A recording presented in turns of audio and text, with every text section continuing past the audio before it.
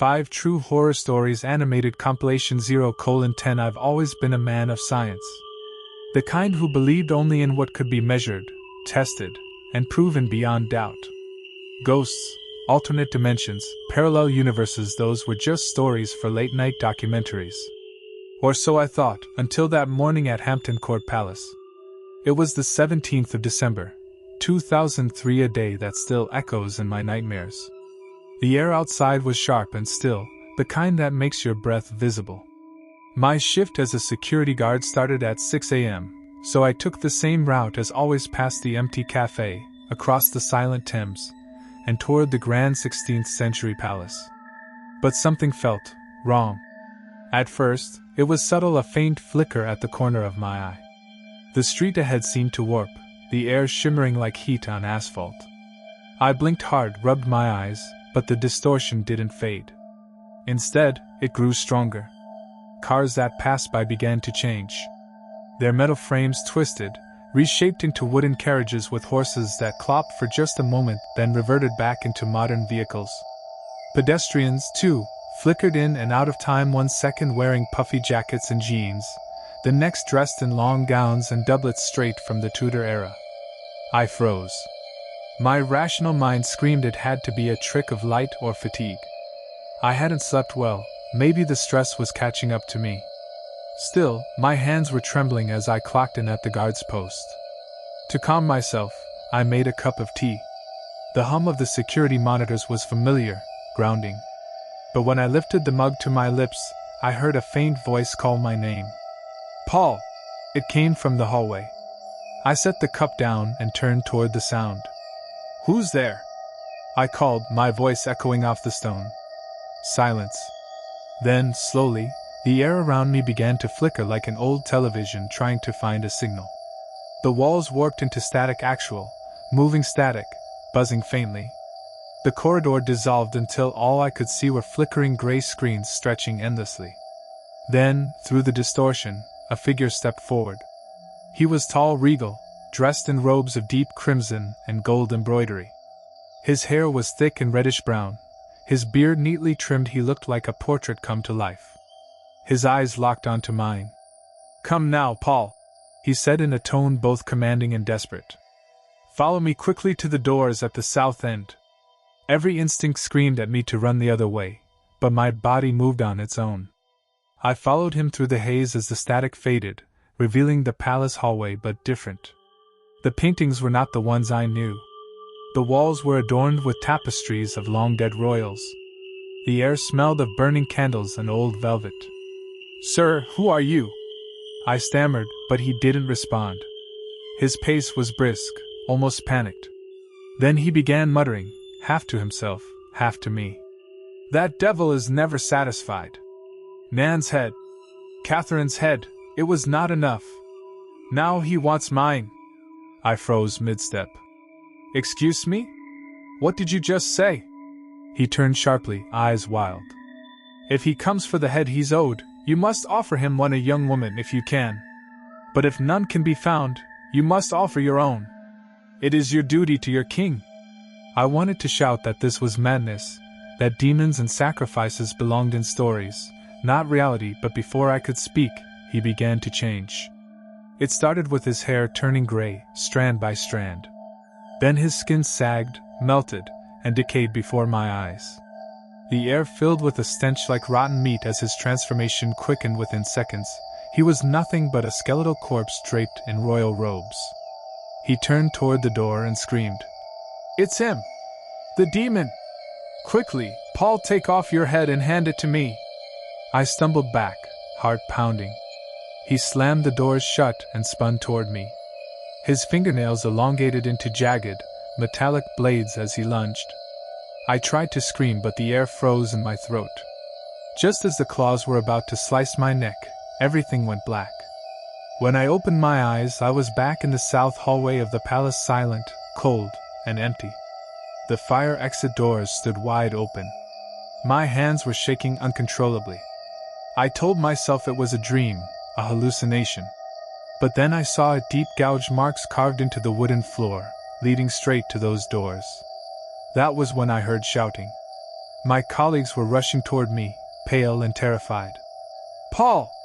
The fire exit doors, they opened by themselves. We saw it on the cameras."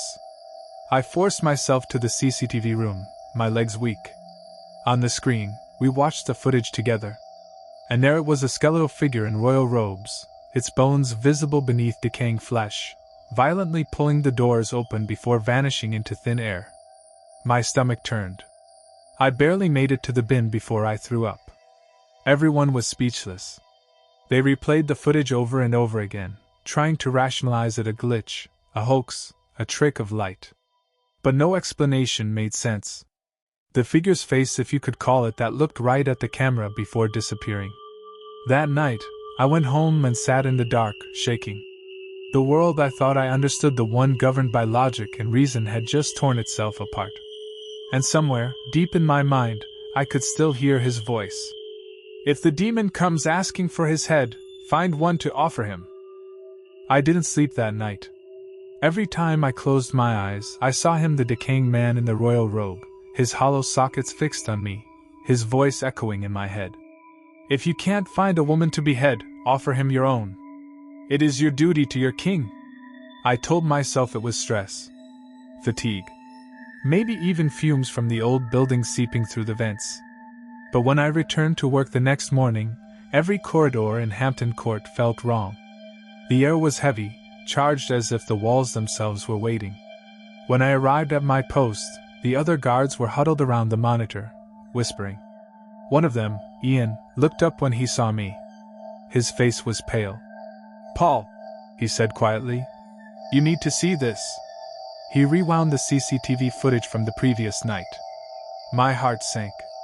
The timestamp read 2:47 a.m. The south exit doors, the same ones from my vision, swung open violently. A figure stepped into frame. It wasn't human. The shape was tall, draped in decaying robes. Its skull gleamed faintly under the security light, and its arms moved like broken machinery, slow, deliberate, unnatural. As it reached the camera, it turned its head toward the lens. The sockets were black voids, yet I felt it was staring right at me. Then, in a single movement, it slammed the doors shut and disappeared. A cold sweat spread down my neck. Ian replayed it. "You see? Nobody else was there. The fire sensors didn't even go off. It's like it came out of nowhere."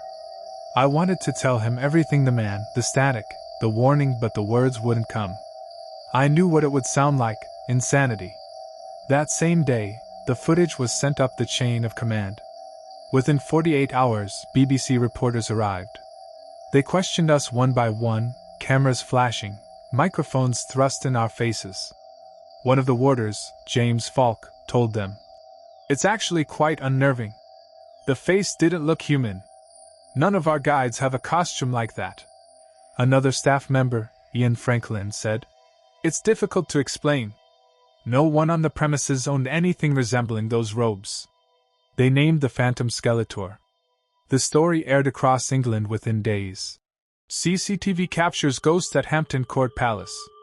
People laughed, called it a Halloween hoax. But I couldn't laugh. Because when I saw that figure on the screen, I knew it was the same man I'd followed through that flickering hallway, only this time, he was looking straight at me. That night, I woke up gasping, my body drenched in sweat.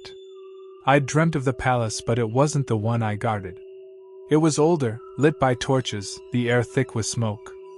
I was standing in the south corridor again, and at the far end stood the corpse, motionless, waiting. Then, slowly, it raised one skeletal hand and pointed directly at me. "Your head," it whispered. "Your duty." I woke screaming. For 3 weeks, the nightmares continued. Each one felt more real, as if I were walking through some invisible crack between worlds.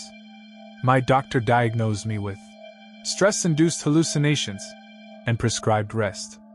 But even after leaving the palace, I still heard faint whispers in the dark. Sometimes I'd catch my reflection in the mirror, and for a heartbeat, the man staring back had reddish-brown hair and Tudor robes. Desperate for answers, I contacted paranormal investigators under an anonymous name. Most dismissed me as delusional, but a few believed.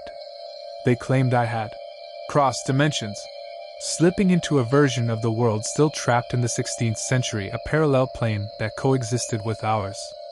I wanted to laugh at the idea. But deep down, I knew it wasn't impossible. I had seen that man. I had smelled the decay.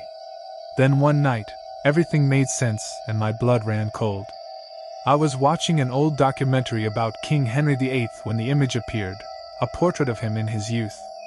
Tall, elegant, reddish-brown hair, trimmed beard. The same face I had seen that morning at Hampton Court. He wasn't just a ghost. He was Henry VIII himself. The realization hit like a thunderclap. The words he'd muttered, Nan's head, Catherine's head, Kitty's head, were the names of his wives. And Bullen, Catherine Howard, both beheaded by his order. He'd spoken as if those executions had been offerings to something darker, a demon. And when he said, "The devil wants my head next," it wasn't madness. It was a confession. I remembered his final words before he decayed before my eyes. "If the demon comes asking for the head he's owed, find one to offer him." That's when the nightmares took a new shape. In them, the skeletal figure no longer attacked me. It stood at my bedside, holding a medieval sword, the kind used for executions. "Your king commands you," it would rasp. "Finish what was promised." Each time I woke up, my throat ached, as if invisible hands had been wrapped around it. I moved away from London, changed my name, tried to bury the story forever. But sometimes, in the dead of night, I still hear the echo of those words bleeding through my dreams. "It's your duty to your king." And sometimes, when I look out my window, I see faint static lines crawling across the sky, tearing reality, just like they did that morning. Maybe it's just my imagination.